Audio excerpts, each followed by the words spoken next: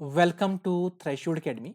Dear aspirants, आज की इस वीडियो में हम वर्ष 2019 में जो एचपी पटवारी का एग्जाम हुआ था उसमें जो प्रोमिनेंट इंपॉर्टेंट मैथ्स के क्वेश्चन हुए थे उसको हम सॉल्व करेंगे। सबसे पहला जो प्रश्न है वो है, यदि दो क्रमागत सम संख्याओं का योग 66 है तो छोटी संख्या ज्ञात करनी है। यानी कि टू कंसेक्टिव इवन नंबर्स दिए गए हैं, उनका जो सम है वो 66 है। देन आपको जो फाइंड करना है, जो स्मॉलेस्ट नंबर है उन दो में से उसको फाइंड करना है। देखो, दो क्रमागत संख्याएं दी हुई नहीं है, वो आपको ज्ञात करनी है। हम मान लेते हैं कि जो छोटी क्रमागत जो इवन नंबर है वो x है और जो अगली जो संख्या होगी कंसेक्टिव में वो +2 हो जाएगी। तो इस तरह से ये जो दो संख्याएं हैं जो हमें मालूम नहीं है, हम उनको मान लिया कि पहली संख्या जो जो सम संख्या है, इवन नंबर है, वो x है।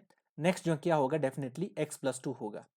परंतु प्रश्न में दे रखा है कि जो वो दो क्रमागत सम संख्याएं हैं उनका योग 66 है। यानी कि इन दोनों का जो सम है x और x+2, इन दोनों का जो सम है वो कितना दे रखा हुआ है, 66 देकर रखा हुआ है।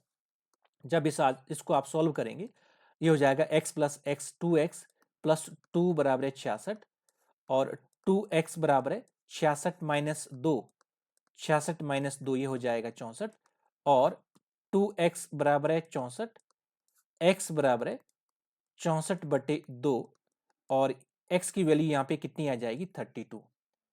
32 ये क्या है, ये वो पहली संख्या है जो कंसेक्टिव इवन नंबर है, वो है 32। अगली जो संख्या कितनी होगी, x की जगह 32 + 2, ये क्या हो जाएगी 34। तो जो छोटी संख्या है वो कितनी है आपकी यहाँ पे 32 और इसका जो आंसर होगा वो क्या होगा, बी 32 इसका आंसर है। तो वेरी सिंपल क्वेश्चन है जो कि क्रमागत सम संख्याओं में से प्रश्न दिया गया था। नेक्स्ट क्वेश्चन, पटवारी के इस एग्जाम में मैथ्स का जो अगला प्रश्न आया था वो परसेंटेज से था। एक व्यक्ति के वेतन में 10% की वृद्धि हुई। कोई व्यक्ति है, उसकी सैलरी में, वेतन में वृद्धि हुई है, यानी कि जो इंक्रीज परसेंट इन सैलरी वो कितना दिया गया है, 10%। आगे प्रश्न में बोला गया है, यदि उसका नया वेतन 1,54,000 रुपीज है, यानी कि बढ़ने के बाद, इंक्रीज होने के बाद जो न्यू सैलरी है, जो नया वेतन है वो कितना है, 1,54,000 रुपीज, ये उसकी न्यू सैलरी है। तो आपको क्या ज्ञात करना है, तो उसका मूल वेतन क्या है, जो ओरिजिनल सैलरी है, इंक्रीज होने से पहले जो मूल वेतन है वो आपको निकालना है। आपको क्या निकालना है, ओरिजिनल सैलरी आपको यहाँ पे निकालनी है।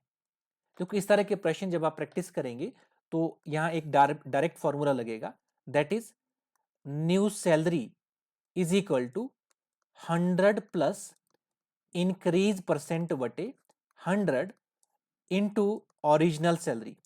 ओरिजिनल सैलरी मान लो हमने निकालनी है, हम इसको क्या मान लेते हैं यहाँ पे, एक्स रुपीज मान लेते हैं। आप ओरिजिनल सैलरी भी लिख सकते हैं, तब भी आंसर निकल जाएगा, बट मैथ्स में हम जो इसको एक्स मान लेते हैं तो कोई दिक्कत नहीं है। न्यू सैलरी की वैल्यू यहाँ पे डालो, ये कितनी है, 1,54,000 rupees is equal to 100 plus increase percent, 100 plus increase percent की वैल्यू डालो 10/100 इंटू ओरिजिनल सैलरी हम कितना मान रहे हैं, एक्स। जब नेक्स्ट स्टेप में हम एक्स यहीं पे रखेंगे क्योंकि ये हमें निकालना है, बाकी क्या कर देंगे, क्रॉस मल्टीप्लाई। ये हो जाएगा 1,54,000 गुणा 100/100 प्लस टर्म कितना हो जाएगा, 110। जीरो से जीरो कट जाएगी, 11 एकम 11, 4 11 चौके 44, 2 जीरो यहाँ की रहेगी और जब ये गुणा हो जाएगा ये कितना हो जाएगा, 1,40,000 रुपीज, 1,40,000 रुपीज। तो इस परसेंटेज के इस प्रश्न का जो आंसर है वो कितना है, सी है, 1,40,000 रुपीज। देखो, इस प्रश्न में आपको ये वाला फॉर्मूला जो है क्लियर होना चाहिए कि new salary is equal to 100 plus increase percent बटे 100 इंटू ओरिजिनल सैलरी। अगर आपको ओरिजिनल सैलरी दी होती है तो अगर न्यू सैलरी निकालनी है तब ये फॉर्मूला लगेगा। अगर सैलरी में मान लो डिक्रीज होता, डिक्रीज परसेंट होता, तब 100 माइनस डिक्रीज परसेंट हम लिखते।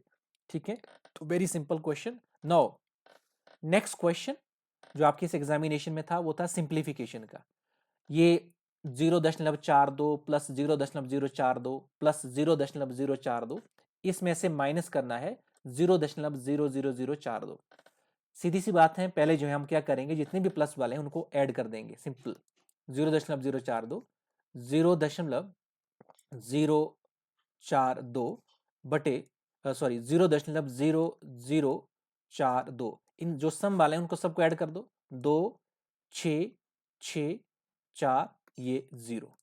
ये इन सब का सम कितना आ गया जो हमने यहाँ पे निकाला है, इसमें से हम इसको घटा देंगे 0.00042, ये इसको घटाना है।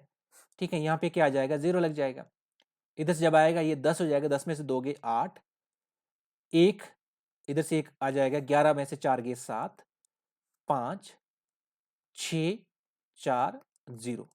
तो ऐसा कोई है यहाँ पे 0.46578, 0.46578 इसका आंसर है। ये तो वेरी सिंपल क्वेश्चन है, सिंप्लीफिकेशन का, ये तो कोई भी इसको कर लेगा। बट आपके एग्जाम में क्योंकि पटवारी का जो स्टैंडर्ड होता है वो +2 होता है और मैथ्स जो है आपका 6 से 10th लेवल का ही आता है, तो उसी स्टैंडर्ड से ये क्वेश्चन आए हुए हैं।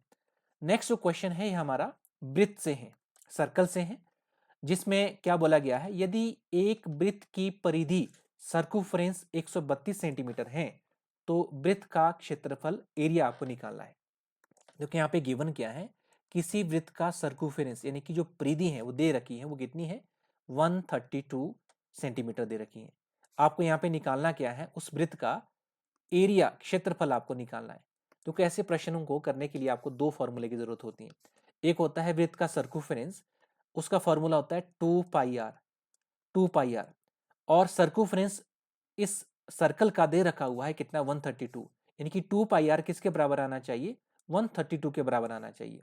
यहां से 2 गुना 22/7 गुना आर इजिकल टू 132। यहां से आपका ना आर निकल जाएगा, आर हम यही रखेंगे, आर क्या है रेडियस उस वृत्त का 132 यही रहेगा, 7 जो है इधर आ जाएगा और 22 गुना 2 इस तरफ आ जाएगा, 2 गुना 22, 2 छिके 12 और 2 छिके 12, 22 66, 7 21, रेडियस इसका कितना आ जाएगा 21 सेंटीमीटर। जब आपका रेडियस निकल जाएगा तो इस वृत्त का जो क्षेत्रफल है, एरिया है, वो सिंपली निकल जाएगा। उसका एक फॉर्मूला होता है पाई आर स्क्वायर।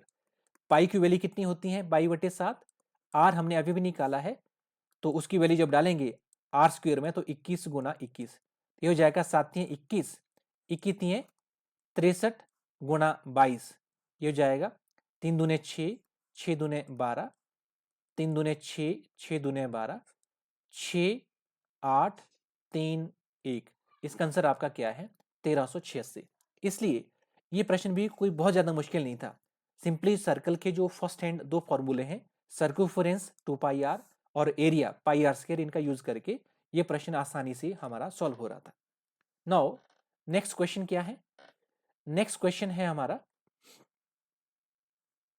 ये सेलिंग प्राइस और कॉस्ट प्राइस से है। मोहन ने 8,000 रुपए में एक कार को खरीदा। Mohan purchase a car for ₹8,000। खरीदा है तो इसको हम क्या बोलते हैं कॉस्ट प्राइस, क्रय मूल्य कहते हैं। वो कितना दे रखा है 8,000 रुपीज।